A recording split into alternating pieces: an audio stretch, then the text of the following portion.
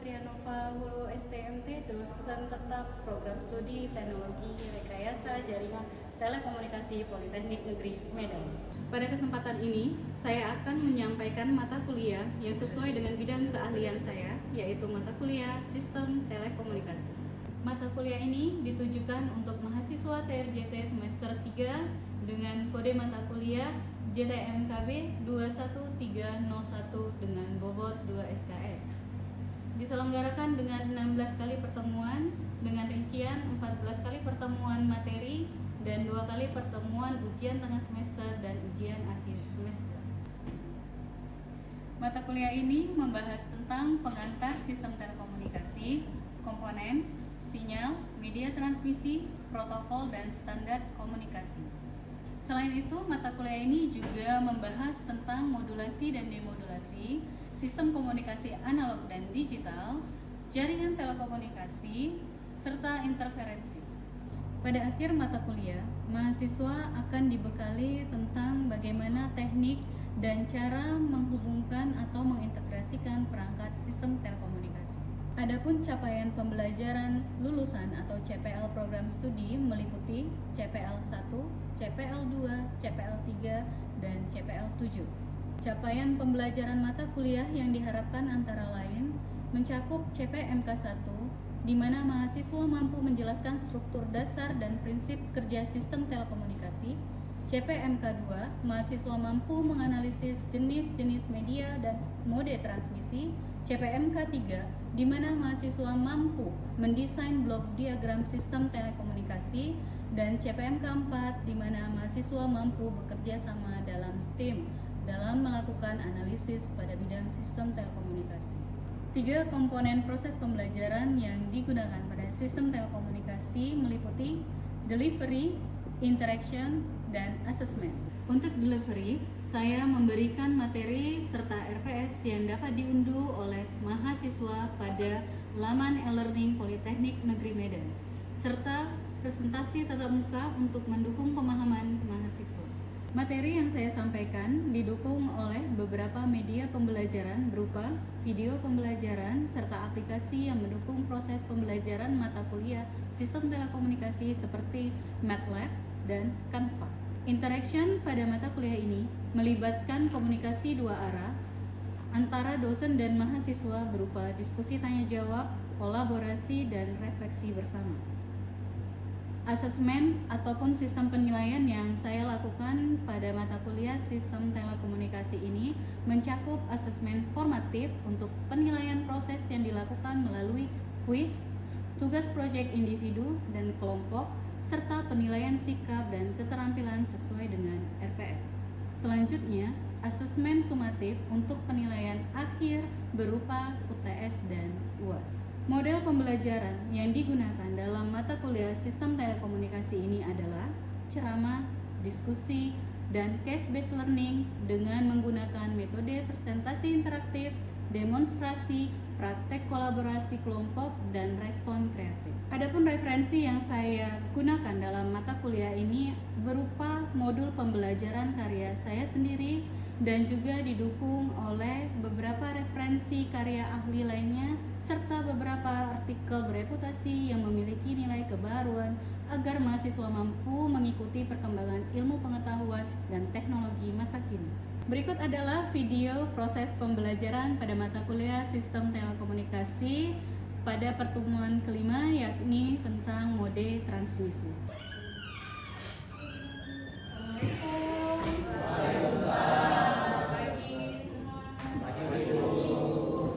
Gimana kabarnya? Sehat?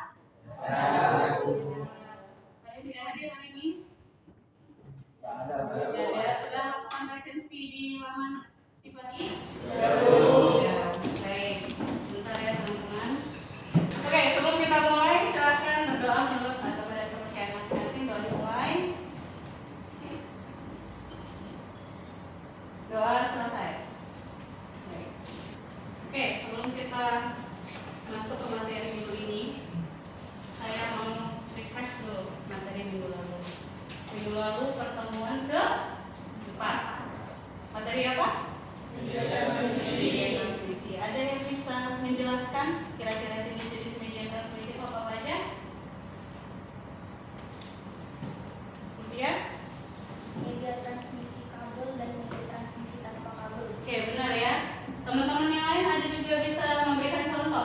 Kira-kira media transmisi kabel itu seperti apa contohnya? Media transmisi tanpa kabel itu contohnya seperti apa? Ada yang bisa? Amiro? Untuk yang kabel atau fisik itu ada twisted, ada koaksial, ada fiber optik. Dan untuk yang non fisik atau wireless itu gelombang radio, gelombang mikro, dan sinyal. Oke, terima kasih Amiro. Beri tepuk tangan dulu teman-teman. Baik, ini dibahas ya pertemuan kelima yaitu tentang mode transmisi. Mode transmisi itu apa? Mode transmisi itu adalah komunikasi pengiriman data dari satu tempat ke tempat lain. Jadi untuk mode transmisi sendiri yang perlu teman-teman ketahui adalah apakah mode transmisi ini konsepnya itu bisa satu arah, dua arah, atau saling simultan. Untuk jenis-jenis mode transmisi itu ada 3 ya guys. Jadi yang pertama itu adalah simplex istilahnya. Simplex ini komunikasi satu arah. Contohnya seperti apa? Contohnya seperti televisi ataupun radio, ya kan? Televisi dan radio itu memberikan informasi kepada kita pendengar. Kita tidak bisa berkomunikasi kembali dengan mereka. Yang kedua itu ada mode transmisi half duplex atau setengah. Tapi ini adalah komunikasi dua arah. Dari sisi pengirim bisa mengirimkan data, dari sisi penerima juga bisa mengirimkan informasi kembali. Kemudian full duplex. Full duplex ini komunikasi apa? Komunikasi dua arah, lebih lengkap daripada half duplex tadi. Perbedaannya, full duplex dia mengirimkan komunikasi secara simultan. Jadi nggak menunggu. Contohnya apa kira-kira? Kalau simplex tadi TV, kalau half duplex dia adalah HT. HT, walkie-talkie ini bekerja ketika si pengirim mengirimkan informasi, maka si penerima hanya bisa menerima, tidak bisa mengirim secara bersamaan. Jadi ada proses tunggu. Kalau misalnya full duplex itu jaringannya seperti jaringan VoIP ataupun jaringan telepon seluler, seperti itu. Nah, ini ilustrasi transmisinya seperti ini. Silahkan diperhatikan bahwa untuk simplex itu tanda panahnya adalah satu, karena dia satu arah, ya, dari pengirim ke penerima. Kalau untuk half duplex itu tanda panahnya dua arah. Kalau misalnya full duplex ada panahnya dua tapi saling simultan. Nah, ini contoh-contohnya seperti yang saya infokan tadi sebelumnya. Jadi guys, untuk mode transmisi sendiri itu bergantung pada kebutuhan sistem, biaya, serta sarana komunikasi. Oke, jadi kan tadi udah saya kasih tahu ya guys terkait contoh-contoh half duplex, full duplex, sama simplex gitu ya. Nah, kita coba ilustrasikan. Kebetulan ini saya sudah bawa beberapa alat yang bisa kita coba untuk presentasikan gimana sih kalau mode transmisinya itu half duplex. Jadi ini kan ada dua, berarti satu nanti sebagai pengirim, satu sebagai penerima. Yuk silakan. Kita samakan dulu frekuensinya. Biasanya kalau orang komunikasi nggak sama frekuensi nggak nyambung. Silakan. Mikro dan Isan.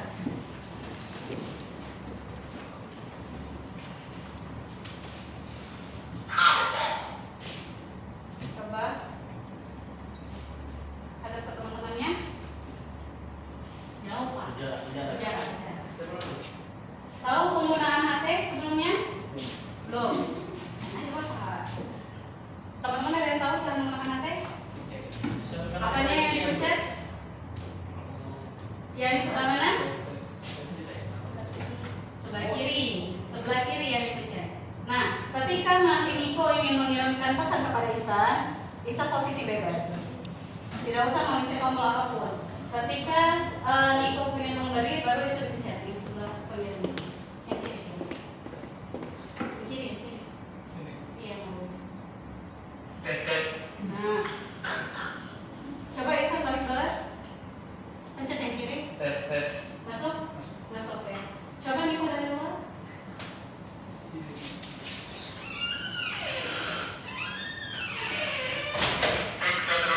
Yes. Coba Isan. Tes. Oh. Jawab. Nah, itu ya guys. Ada lagi mau coba yang lain? Ya, silakan. Oh ya. Kita akhiri sama ini. Coba ini posisinya dari saya matiin ya. Matiin itu putar ke kiri, putar ke kanan. Ini channelnya udah kita atur frekuensi. Matiinnya ke kiri sampai mitek.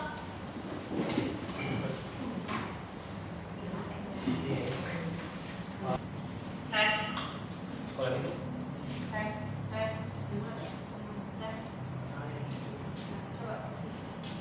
Lagi ngomong. Ada dulu lah berarti.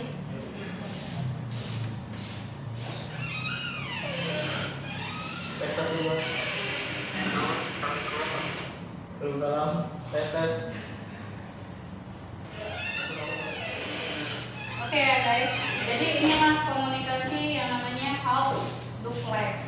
Jadi dia komunikasi setengah gitu atau dua arah tapi saling bergantian, tidak simultan. Kelemahannya apa? Kelemahannya berfokus pada jarak tertentu. Satu, kedua gangguan. Kalau dia dekat pasti noise. Jadi memang dia tergantung pada antena. Kemudian komunikasi selanjutnya adalah komunikasi full duplex.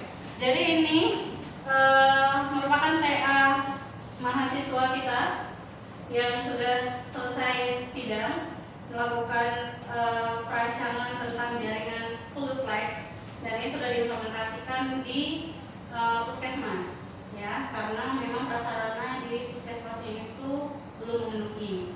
Jadi ini disebut sentralnya karena kan pada dasarnya untuk komunikasi sistem telekomunikasi itu kan ada tiga, dia pengirim, kemudian ada media transmisi dan ada penerima, selalu tiga komponen itu.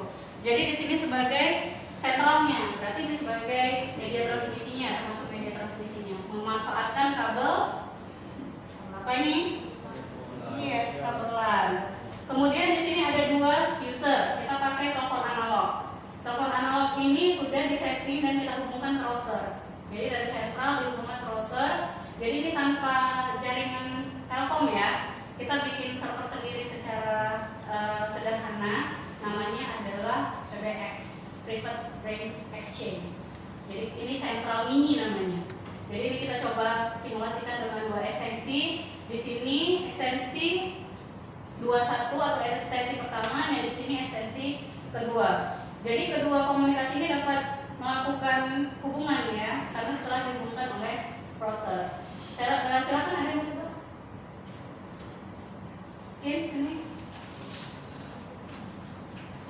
Dua orang ini harusnya, karena ada sisi pengirim sama penerima. Coba Putri mau? Coba, ayo. Jadi Kintara akan menghubungi Putri. Berarti Kintara lihat ini kabelnya terhubung ke unit 002. Berarti dirimu angkat teleponnya ini Pak. Angkat dengan teleponnya, tekan angka 022. 021 menghubungi si Putri. Kodenya. Tekan. Itu delay dia. Angkat Bu. Coba komunikasi router. Halo. Ada kan? Oke, coba dimatiin. Gantian Putri menghubungi Kintara, berarti Putri harus tekan angkat dengan teleponnya. Tekan angka 021.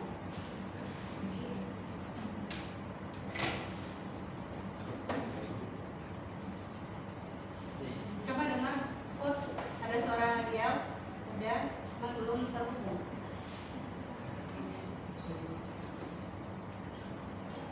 Sampai? Apa yang didengar, Putri? Putus.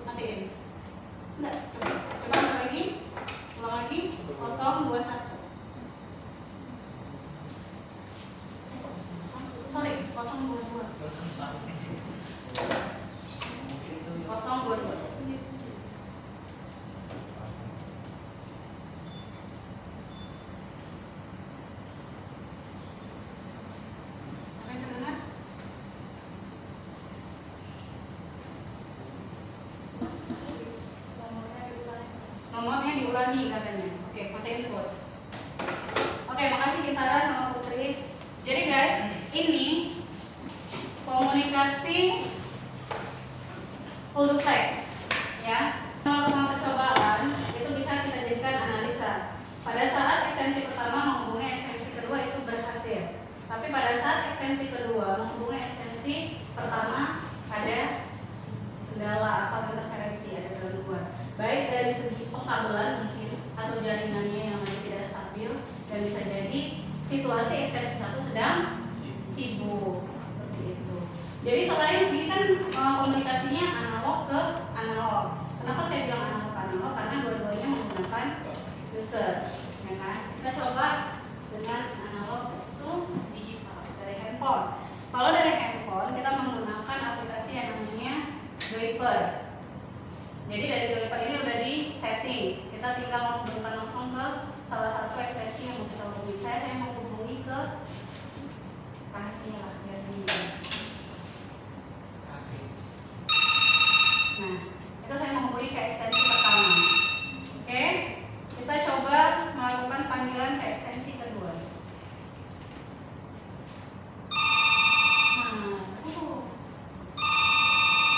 Ada yang mau coba? Silakan satu orang temennya hubungi dari luar kelas ini dengan memanfaatkan atau dengan mengkombinasikan antara telepon analog dan telepon digital. Jadi nanti silakan kita pokoknya kalau nggak 021 022. Tadi ini kok. Dari jumpa. Oke. Nanti tengok mana yang berdering dari angkat. Ibu. Sudah. Halo. Halo. Gimana Manda? Oh iya. Coba lah kayak ini customer service. Ada yang bisa dibantu. Selamat pagi. Ada yang bisa dibantu? Bisa ya?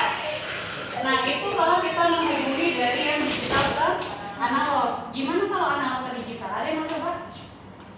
Ada yang mau hubungi di sini? Hubung ke sini bisa kan? Ada yang mau coba? Mau coba? Berarti yang di HP itu juga ada nomor. Nanti dia tinggal angkat kan? Nah, coba. 020. Ini nomornya CC-nya ekstensinya 020. Kita share. Ada yang mau? Ini penasaran tuh. Iya, merasakan. Ayo tes. Nanti habis ini menghubungi nomornya di situ aja, nggak usah jauh-jauh lagi. Atau di kelas sebelah ya. Ada? Silakan. Dari usaha. Apa yang ngomongin? Deka ya orang Coba, ini kamu di kelas sebelah. Bisa ngomong 020 ya. Berarti Dari ekstensi mana saja ya? Nah, balik. Ini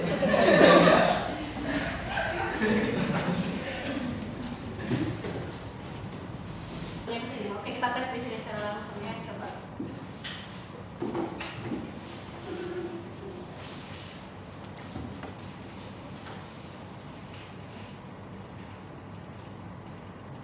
Nah, iya, ada beberapa nilainya.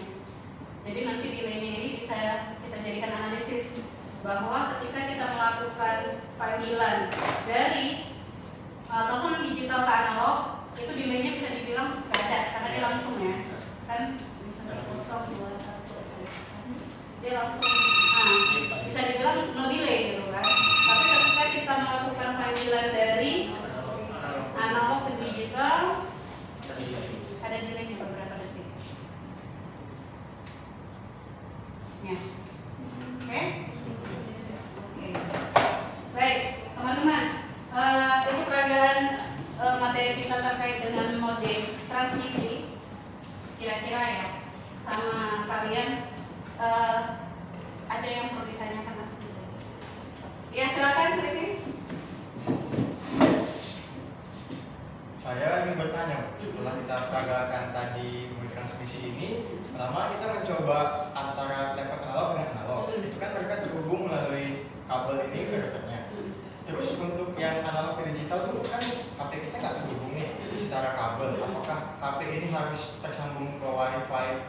Maksudnya satu WiFi dengan router ini supaya bisa menghubungi analog atau gimana? Iya. Terima kasih Ricky, pertanyaannya bagus sekali. Jadi untuk menghubungi dari telepon analog ke digital itu kita memanfaatkan menerapkan namanya mode jaringan wireless, ya kan? Wireless itu kan tanpa kabel. Di dalam sini ada modemnya. Jadi kalau di sini terpasang modem, tinggal kita koneksikan dan nanti dia terhubung seperti itu.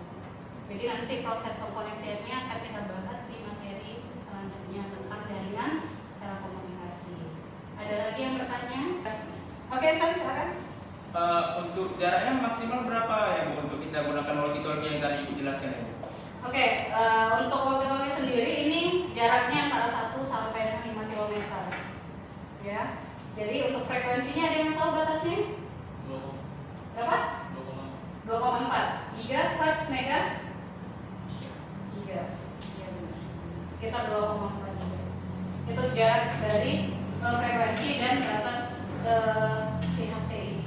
Jadi memang kelemahan HT ini yaitu gitu. Tapi kalau misalnya untuk daerah bencana atau kita di krusial orang lapangan, kita lebih memanfaatkan HT daripada handphone. Kenapa ya? Karena satu tower Bertahan sama-sama satu frekuensi. Yang lain lebih terbuka. Yang lain?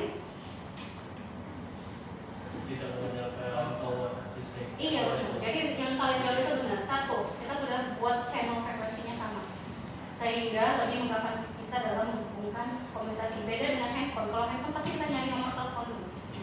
Kalau misalnya bencana, itu akan memakan waktu, sehingga dari sisi biaya maupun efektivitas termasuk tidak efektif apabila daerah yang kita hadapi adalah daerah bencana. Seperti itu. Baik teman-teman, tepuk tangan semuanya. Oke, demikian materi kita untuk minggu ini. Silakan saya ingatkan kembali, jangan lupa melakukan presensi di ruangan LMS kita. Kerjakan tugas yang sudah saya input di LMS. Minggu depan akan kita periksa sama-sama, ya. Karena tadi awal kita buka dengan doa, ini kita akhiri dengan doa juga agar ilmu yang kita dapat bisa bermanfaat.